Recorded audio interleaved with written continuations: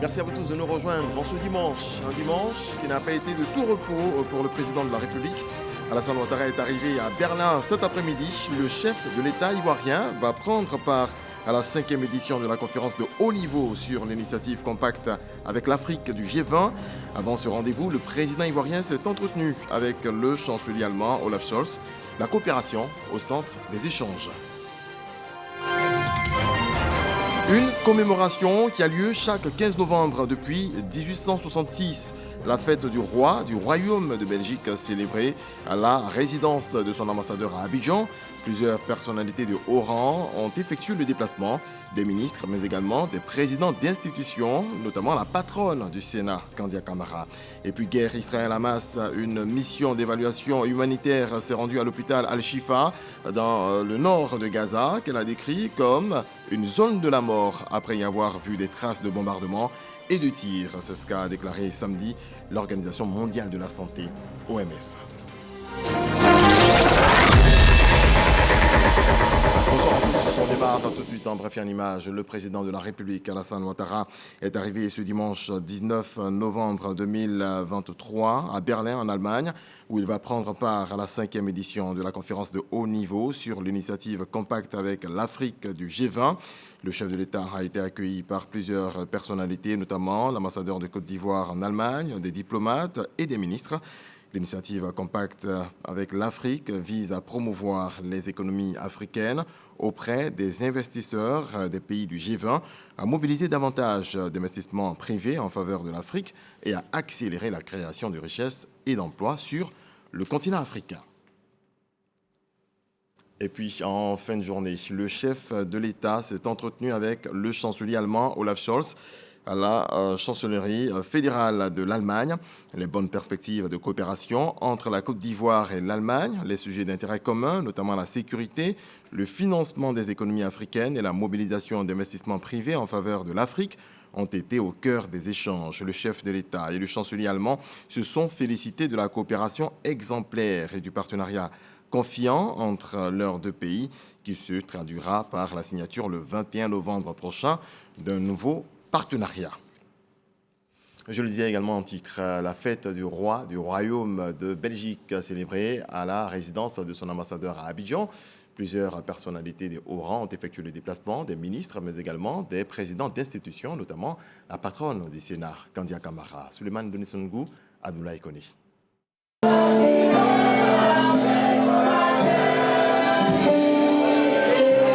C'est une double célébration, celle des 10 ans de règne de Philippe II et la présidence belge du Conseil de l'Union européenne en 2024. L'événement s'est déroulé à la résidence de l'ambassadeur de Belgique en Côte d'Ivoire. Cette année est d'autant plus marquante que nous célébrons les 10 ans de règne de notre roi, le roi Philippe de Belgique. Le Royaume de Belgique et la République de Côte d'Ivoire ont de nombreuses qualités et de nombreux intérêts communs, notamment sur la scène multilatérale. Nous siégerons d'ailleurs ensemble au Conseil des droits de l'homme dans les années 2024 et 2025, mais aussi sur le plan bilatéral. C'est donc à la fois avec fierté et avec humilité que je me tiens devant vous aujourd'hui en tant qu'ambassadeur de Belgique à Abidjan, où ces intérêts communs peuvent le mieux se nourrir et s'épanouir. Dans son allocution, le ministre des Affaires étrangères, de l'intégration africaine et des Ivoiriens de l'extérieur a évoqué le renforcement des liens de partenariat entre le Royaume de Belgique et la République de Côte d'Ivoire. La Belgique, dynamique et prospère au sein de l'Union européenne, est un partenaire précieux pour la Côte d'Ivoire dans de nombreux domaines. Je puis à cet égard me féliciter de l'excellent niveau des échanges économiques et commerciaux entre nos deux pays ces dernières années, avec un volume des échanges globaux qui s'établit à 925 milliards environ en 2022. Cela place la Belgique en 4e position des partenaires économiques et commerciaux de la Côte d'Ivoire. Depuis l'établissement des relations diplomatiques entre nos deux pays, le 15 mars, se sont bonifiés au fil des ans. La remarquable participation des hautes autorités ivoiriennes à cette célébration traduit notre volonté commune de hisser la coopération entre nos deux pays à un niveau plus élevé, afin de consolider et de la diversifier davantage pour le bonheur de nos deux peuples respectifs. Commémorée depuis le 15 novembre 1866 en Belgique, la fête du roi est la célébration du souverain, le roi Philippe, mais aussi la loi et la liberté qui constituent le fondement de la nation belge. Le ministre de l'Enseignement supérieur et de la Recherche scientifique, Adama Diawara, visite l'université de San Pedro, dont les travaux de construction s'achèvent bientôt. Sam Kona. Université de San Pedro, le ministre de l'Enseignement supérieur et de la Recherche scientifique en visite de travail. Adama Diawara, en compagnie de Madani Tall du groupe Envol, en charge de la construction, et des responsables du BNET et du programme de décentralisation des universités PDU, a visité successivement les résidences universitaires, déjà opérationnelles ou en voie de finition, les bâtiments des UFR, des ateliers, des laboratoires, d'ingénierie, les salles de TD, la bibliothèque numérique et physique et l'auditorium de 600 places avec rideaux motorisés. Je suis venu avec mes collaborateurs pour visiter l'université et nous assurer qu'effectivement le reste des travaux est achevé ou est presque achevé. Et cela dit, je crois que d'ici 2 mois au maximum, on devrait rentrer en possession du reste des infrastructures de la phase 1 de l'université. Sur San Pedro, sur 4 bâtiments de résidences universitaires, on en a réceptionné 2. Donc nous pouvons héberger 500 étudiants.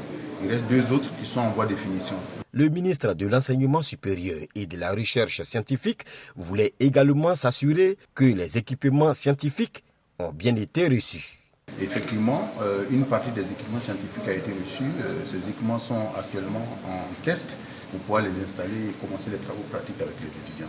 La question du château d'eau, qui n'est pas encore fonctionnel, préoccupe également le ministre Adama Diawara. Après la visite, le ministre de l'Enseignement supérieur et de la Recherche scientifique et les partenaires du projet se sont retrouvés pour un débriefing.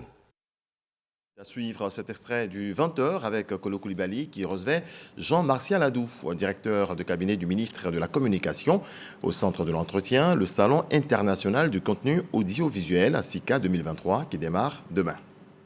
Cette étude conclut que le secteur de la production audiovisuelle du cinéma a créé une richesse évaluée globalement à 5 milliards US de dollars, c'est-à-dire environ 3 000 milliards de nos francs, et a créé, disons, par la même occasion, environ 5 millions d'emplois. Les projections sur une échelle de 10 ans laissent penser que cela va être quintuplé. Cela va être quintuplé, c'est-à-dire que le domaine de la production audiovisuelle et du cinéma est porteur d'emplois. Donc nous travaillons à développer notre secteur de la production audiovisuelle de sorte que demain soit heureux pour nos compatriotes en termes de création de l'emploi. Sur le SICA, les jeunes Ivoiriens gagnent d'abord la formation. Le SICA est un espace, disons, à 2 versants. Il y a le marché, disons, qui est un cadre d'échange entre producteurs audiovisuels et distributeurs. Il y a également le cadre, disons, le deuxième versant du SICA qui offre l'opportunité à nos jeunes de venir, de toucher du doigt, de venir à la rencontre des personnalités qui font autorité dans ce secteur de la production audiovisuelle. Il y a ce concours de pitch qui vise, disons, à décerner aux meilleurs talents jeunes un prix d'une valeur de 10 millions de francs CFA. Un autre rendez-vous très bientôt en Côte d'Ivoire, la 45e conférence et la 80e session du comité exécutif de l'UPA, Union parlementaire africaine. Ce sera du 11 au 15 décembre prochain, nous dit Konaté Moussa. La 80e session du comité exécutif et la 45e conférence de l'UPA, Union parlementaire africaine, se tiendront à Abidjan. Cette signature de protocole d'accord matérialise la tenue effective de ces assises prévues du 11 au 15 décembre prochain en terre ivoirienne. C'est un accord qui est relatif aux obligations des 2 parties, c'est-à-dire donc le Parlement ivoirien et l'Union parlementaire africaine. Donc les obligations de chaque partie sont décrites dans ce protocole d'accord. Donc il est d'usage effectivement qu'avec le pays hôte, nous signons un accord du genre pour en fait bien caler les fréquences dans le cadre de l'organisation de nos conférences. C'est ce que nous venons de faire. Je voudrais saisir l'opportunité que vous me donnez pour remercier encore une fois les plus hautes autorités ivoiriennes pour avoir accepté en tout cas que cette conférence se déroule en tout cas à Abidjan. Près de 150 délégations parlementaires et institutions partenaires sont attendues à ces prochaines réunions de l'UPA. Deux grandes thématiques seront débattues, à savoir le commerce interafricain et la lutte contre le terrorisme. Des produits médicaux de qualité inférieure et falsifiés, saisis et incinérés par la douane ivoirienne à Aboisseau. Quantité, plus de 62 000 tonnes. Sephora Zegui, précision. Le nombre total de produits médicaux incinérés par le service régional des douanes d'Aboisseau. Ces produits de qualité inférieure et falsifiés sont essentiellement composés de liqueurs en sachet, de médicaments, de produits éclaircissants, d'insecticides et de sachets plastiques. Ces marchandises ont été saisies grâce à une ordonnance du président du tribunal de première instance de la ville d'Aboisseau. Au-delà des drogues que nous connaissons, les enfants fabriquent eux-mêmes des produits pour consommer et se trouver à des seconds états. Et donc cette lutte-là doit permettre à notre pays, surtout permettre à notre région de lutter contre la drogue en milieu scolaire. L'incinération de ces produits dangereux est le résultat de la synergie d'action entre les forces de défense et de sécurité et les douanes ivoiriennes. Cette opération, qui contribue considérablement à sauvegarder la santé et la vie des populations, est fort appréciée par plusieurs personnalités, notamment le directeur régional de l'environnement, du développement durable et de la transition écologique du Sud Comoé. S'il y a incinération, c'est parce qu'il y a un travail qui a été fait au départ. Et j'encourage toutes les forces vives de la nation, que ce soit le FDS, la population surtout, à s'associer à la douane. La douane ne fait pas son seul travail, elle fait le travail de tout le monde. Je voudrais féliciter monsieur le directeur régional des douanes, parce que chaque fois qu'il y a une incinération, cela montre et cela marque que le service en question ne regarde pas un autre intérêt que l'intérêt supérieur de la nation, l'intérêt des populations. Les douanes ivoiriennes ont pour mission de protéger les populations en empêchant l'entrée sur le territoire ivoirien des produits prohibés. La Côte d'Ivoire dans sa lutte contre le diabète et à quel niveau? Comment se fait la prise en charge des malades? Herman Guivet a posé toutes ces questions et plus à 13h au directeur coordonnateur du programme national de lutte contre les maladies non transmissibles. Extrait. Avant 2012, tous nos parents de toutes les contrées de la Côte d'Ivoire se rendaient sur Abidjan pour se faire prendre en charge du diabète. Et au niveau de deux sites principaux, l'Institut national de santé publique, où est le centre antidiabétique, et puis le service d'endocrinologie et diabétologie situé au CHU de Yopougon. Et depuis 2012, il y a eu une politique de décentralisation des soins qui a été mise en place. Au jour d'aujourd'hui, nous avons 38 unités de prise en charge du diabète, je vais dire de l'adulte, réparties sur l'ensemble du territoire national. Et au niveau du découpage du ministère de la Santé, il y a 33 régions sanitaires. Et il y a au moins une unité de prise en charge dans 20 régions sanitaires sur 33. Pour les enfants qui souffrent de diabète, il y a 20 centres de prise en charge du diabète de l'enfant et de l'adolescent au sein de ces structures de prise en charge. Le médecin qui est dans chaque zone a des directives nationales de prise en charge. L'accès aux médicaments est effectivement assuré par le biais de la nouvelle pharmacie de la santé publique. Miss Belmondo Dogo livre un message de paix dans le village de Dougrou-Palegnoa, à Gagnoa. La ministre s'y est rendue ce week-end pour rencontrer la chefferie et la population suite à un conflit intercommunautaire le 26 octobre dernier. Michel Mambo. Apporter la compassion du gouvernement aux parents des victimes du conflit intercommunautaire survenu le 26 octobre dernier et leur passer, à eux et à toute la population, un message de paix et de tolérance. C'est le sens de la visite de la ministre de la Cohésion nationale, de la solidarité et de la lutte contre la pauvreté à Dougrou, Palegnois. Le gouvernement ne part pas là où il y a des troubles, là où il y a des conflits. Le gouvernement ne part pas là où c'est une seule personne qui parle. Le gouvernement parle là où nous avons la solidarité, l'union des fils et filles.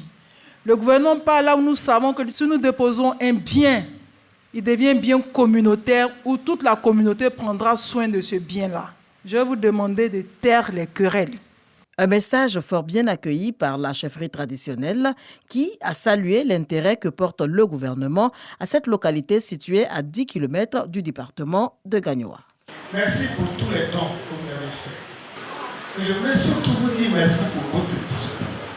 Et je souhaite que les gens aient compris ce discours. Nous mettrons tout en œuvre pour que le calme devienne définitif. Aux jeunes, Miss Belmondo Dogo a demandé de se départir de la violence et de s'approprier le programme jeunesse du gouvernement, opportunité pour leur réussite socio-professionnelle. Chers chefs, aidez-nous à leur parler parce qu'on ne peut pas les occuper de force. On reviendra ici avec le dispositif, mais il leur revient en retour de capter ce qui sera présenté par le ministère de la Jeunesse, qui pilote tout ce qui est fait en termes d'emploi jeune. Pour rappel, le conflit intercommunautaire du 26 octobre dernier à Dougrou-Palegnois a causé 2 décès et de nombreux dégâts matériels. C'est pour éviter ces situations que des organisations font la promotion de la paix. Une fondation pour la paix vient justement de voir le jour. Elle a choisi la ville de Yamoussoukro, pleine de symboles, pour démarrer ses activités. La Fondation africaine pour la paix, dont nous parle Soro Corona. Des cadres et jeunes africains sont à Yamoussoukro, terre natale de feu Félix Houphouët-Boigny, apôtre de la paix pour la naissance de la Fondation africaine pour la paix. Objectif premier de cette fondation est de promouvoir et célébrer la paix, le développement et l'intégration en Côte d'Ivoire. La première des missions, ce serait contribuer à la consolidation de la paix en Côte d'Ivoire et en Afrique. Naturellement par la sensibilisation, par la formation, tous les outils que nous aurons nécessairement pour contribuer à revaloriser l'esprit de paix. Pour marquer le coup, la Fondation Félix Houphouët-Boigny pour la recherche de la paix, la basilique Notre-Dame de la Paix sont visitées par les membres de cette organisation. Des infrastructures qui symbolisent l'engagement du premier président de la Côte d'Ivoire pour la paix comme seconde religion des Ivoiriens. Le père, au fait, était un visionnaire. Donc il s'est beaucoup engagé à œuvrer dans ce sens, dans la paix. Il doit être un modèle pour nous en tant que jeunes Africains. Si je dois donner un conseil à nos frères et sœurs jeunes comme moi, je vais nous demander de toujours nous aimer et à travers l'amour que nous allons porter les uns pour les autres, la paix va régner.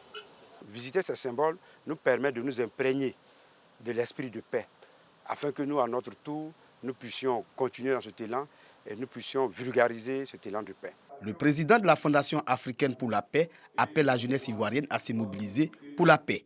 La Fondation africaine pour la paix veut aussi contribuer au renforcement de la formation à la paix, à la citoyenneté, à la protection de l'environnement. Des prières sont dites pour la paix en Côte d'Ivoire. Orange, blanc et vert. Le drapeau ivoirien a une symbolique, des attributs et des valeurs qui sont souvent méconnues. Dans la région de la Maraoué, l'ONG Mouvement Cœur Blanc s'est donné pour mission d'investir les écoles, lycées et collèges pour donner des cours de civisme. Le dossier de Jeanne Toubé. Notre credo doit être discipline. Notre credo doit être travail. C'est un moment important dans la vie de cet établissement, le salut aux couleurs, un rituel auquel se soumettent enseignants, élèves et personnel administratif tous les lundis durant l'année scolaire. Bienvenue au lycée moderne 1 de Boisflé.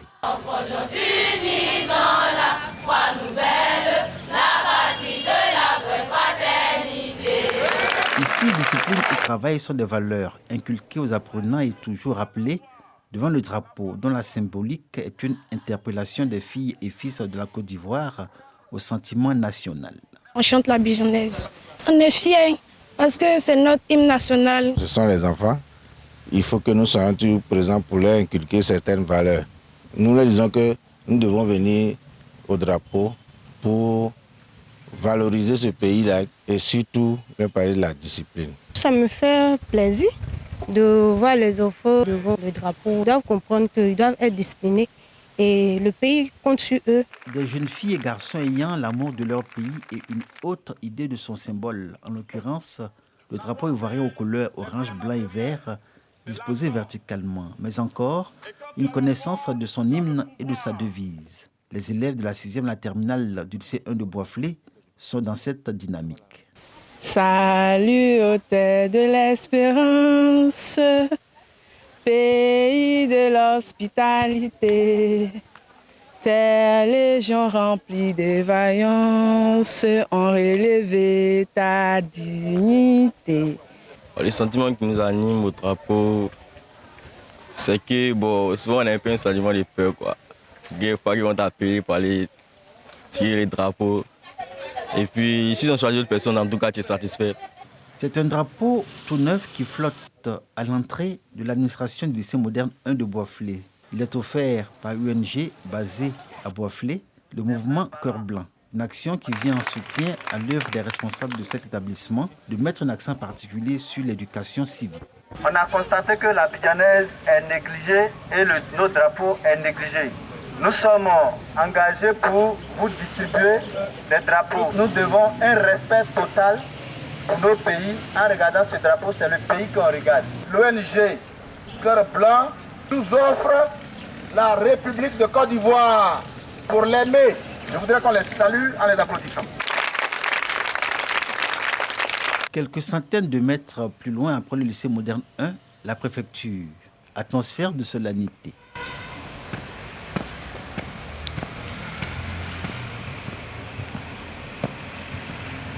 Cérémonie militaire terminée.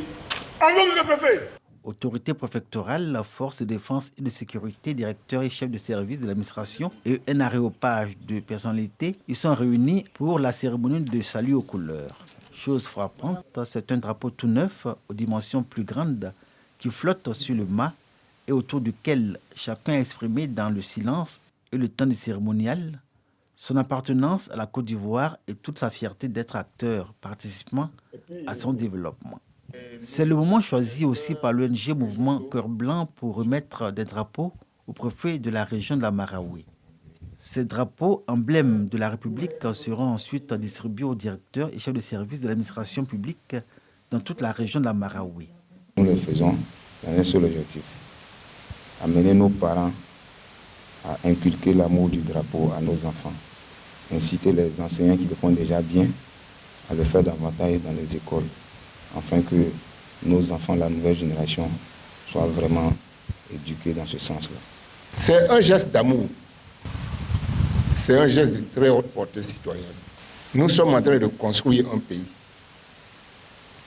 Chacun à son niveau, là où il se trouve, devrait contribuer à l'édification de la nation. Dans la ville de Boisflé, des centaines de drapeaux ont déjà fait l'objet d'une remise. Plusieurs structures de l'État en sont bénéficiées, à l'exemple du commissariat de police de Boisflé et l'école primaire publique Yomandibi Michel. L'ONG Mouvement Cœur Blanc invite les Ivoiriens non seulement à un engagement patriotique et civique, mais aussi exhorte les parents, les autorités éducatives, les enseignants notamment, à inculquer l'amour du drapeau à ceux à qui il dispense le savoir et la connaissance. Les enfants qui représentent l'avenir de la Côte d'Ivoire. On sait que la Côte d'Ivoire, c'est notre pays. C'est ce qu'on doit inculquer aux jeunes. Que notre pays est vraiment beau et qu'il faut le servir avec toutes ses forces, avec toute son intelligence pour son développement. Nous tenons à faire cela une promotion pour que toute la Côte d'Ivoire soit au courant et qu'ils mettent en application notre drapeau. La remise des drapeaux, emblème de la République aux structures de l'État, un grand projet qui va toucher l'ensemble de la Marawi et à terme les autres régions de la Côte d'Ivoire. L'ONG Mouvement Cœur Blanc nourrit l'espoir que tous les citoyens respectent l'emblème national qu'est le drapeau tricolore orange, blanc, vert en bande verticale et d'égale dimension, lesquels représentent chacune la devise de la Côte d'Ivoire qui est l'union, la discipline et le travail. On en vient à la fête de la lumière dans le village de Pédéoua, département de Krikro. Cette célébration vient reconnaître les actions du chef de l'État, Alassane Ouattara, en faveur des habitants du village. Jean-Yves Dadi, Kader Sogodogo.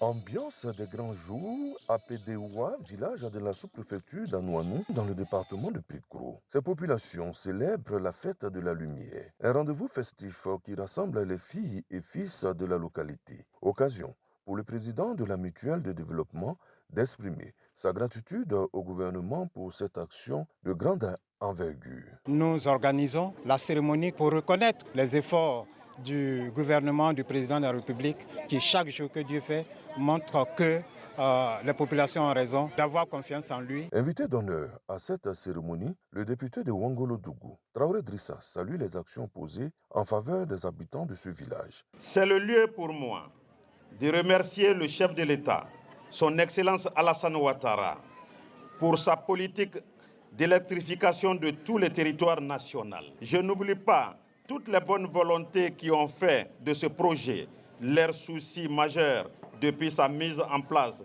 jusqu'à sa réalisation. Touré Souleymane, directeur général du guichet unique de l'automobile, par ailleurs, parrain de la cérémonie, rassure les populations quant aux doléances formulées à son endroit. Nous n'avons pas peur de promettre, parce qu'à peine promis que ça se réalise. Nous savons qu'avant l'année prochaine, à notre retour ici, on viendra trouver que l'eau est arrivée à Pédéoua. Cette activité s'est déroulée en présence du corps préfectoral, des cadres et guides religieux. Des diplômes de reconnaissance ont été décernés aux acteurs du développement de Pédéoua. On passe au football avec la Ligue des champions féminines CAF. La meilleure équipe du tournoi a remporté la compétition organisée par la Côte d'Ivoire. Devant un public acquis à leur cause, à Korogo, les Sud-Africaines du Mamelodi Sundowns ont battu les Marocaines du Sporting de Casablanca. Score final, 3-0. De l'actualité marquante de la semaine avec Konaté Moussa et Herman Guivi.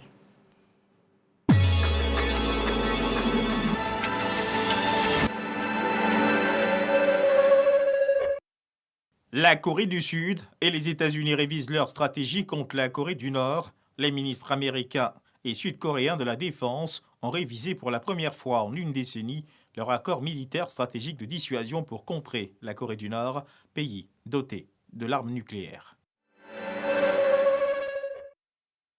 L'armée malienne a annoncé mardi dernier avoir pris Kidal aux séparatistes touaregs qui tenaient depuis une dizaine d'années cette ville stratégique dans le nord du pays. La ville, bastion de la rébellion touareg, était devenue un enjeu majeur de souveraineté pour l'État central malien. La justice française a émis un mandat d'arrêt international contre Bachar el-Assad, ont annoncé mercredi dernier des plaignants. Le président syrien est accusé de complicité de crimes contre l'humanité pour les attaques chimiques perpétrées à l'été 2013 en Syrie. Ce sont plus de 11 millions d'électeurs malgaches qui se sont rendus jeudi dernier aux urnes pour le premier tour de la présidentielle. L'un des enjeux majeurs de cette élection était le taux de participation. Dans un contexte de vive tension, l'opposition avait appelé au boycott du scrutin. L'ex-footballeur et président sortant du Libéria, George Weah, a admis vendredi dernier sa défaite à l'élection présidentielle face à l'opposant Joseph Boakai. Des dizaines de partisans de ce dernier ont célébré les résultats en dansant devant l'un des bureaux de son parti à Monrovia. En France, le sénateur Joël Guerriau a été suspendu par son parti politique et son groupe parlementaire. Il a été mis en examen parce que soupçonné d'avoir drogué une députée à son insu en vue de l'agresser sexuellement.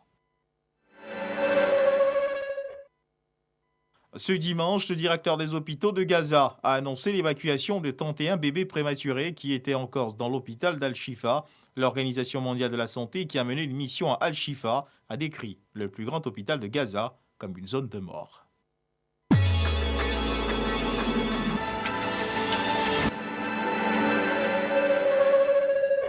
Voilà, c'est tout pour ce 23h. Très belle nuit. Dieu nous garde. Bonsoir.